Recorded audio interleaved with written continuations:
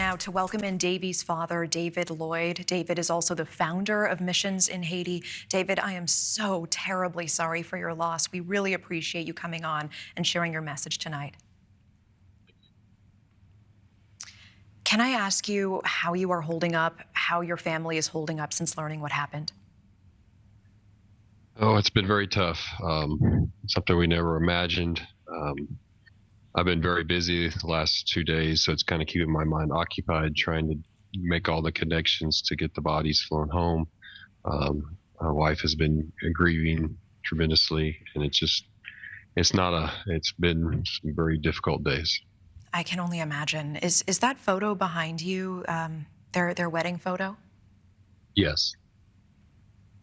Tell me what you're learning from the investigation now in terms of what happened, who is behind this.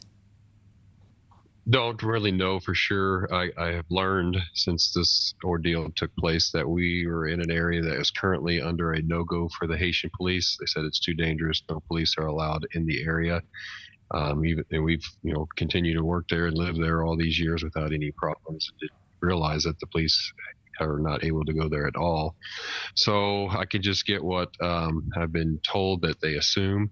So they assume that a gang south of us came in to loot the place. That was the first gang.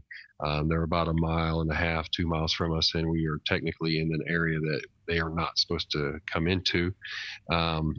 But I guess they felt like they could, so they came in and tied my son up and began looting the place, took our trucks and loaded them up, and took off. My son was calling me and talking to me, telling me what had happened. He had been hit in the head with the butt of the gun and was injured, and I was trying to see if he needed to go to the hospital.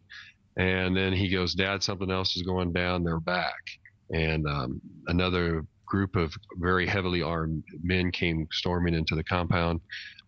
He goes, "I got to understand what's going on, and I got to go." So he hung up. And the next thing I know, 5-10 minutes later, I got a call that saying they were barricaded in our personal home on the mission compound. I have a small home there for my wife and myself, and that they were being shot at, and the house was being shot up, the windows shot at, and I don't really understand how they got to that point so quickly. The gang that I have heard is responsible for that is called the Canaan Gang, and Jeff is the leader of that. If these facts are true, I can't say 100%. Oh my gosh, David, I did not understand that you were on the phone with Davy as a lot of this was unfolding. Am I to understand that correctly? Well, as the second gang was coming in, I was talking to him. So we were on the phone for maybe 5 minutes, and he's like, "Dad, I got to go."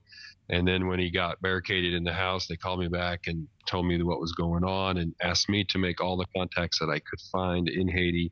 So I was trying to get police to come.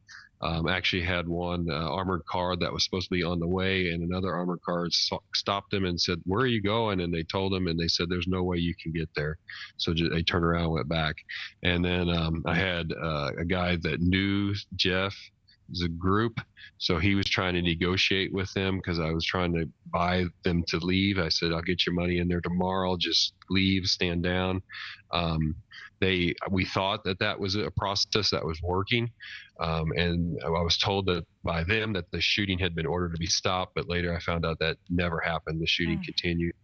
So they either wasn't listening to Jeff, or Jeff never made the call for him to stand down. Oh, If David, I'm so that is sorry.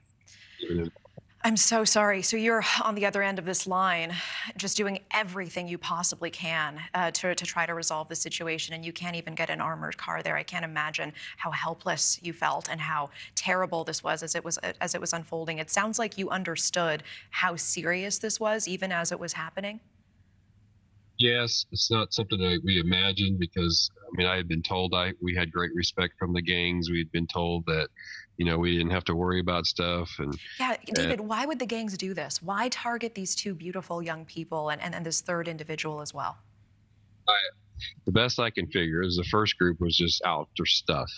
They know that the UN or the Kenyans are supposed to come in, and the gangs are supposed to be taken care of. So I think they're in the mindset right now. It's almost over for us. Let's get all we can get and then go into hiding or something. So I'm thinking. I can't say this is facts. That maybe have been their reason, and they knew we had a lot of stuff and hadn't been looted and been left alone. So they came in to help themselves. And then if the second group was another group of the first gang, or the other group that's Jeff that we've been possibly it was, why they came, I do not know. How it all went down, I can't really piece it all together. It was supposedly somebody shot off, and all the gangs panicked, and they just started shooting, thinking it was my son that was involved in different things. So. Thank you for watching. Go to newsnationnow.com to find News Nation on your television provider. And don't forget to click the red subscribe button below to get more of News Nation's fact-driven, unbiased coverage.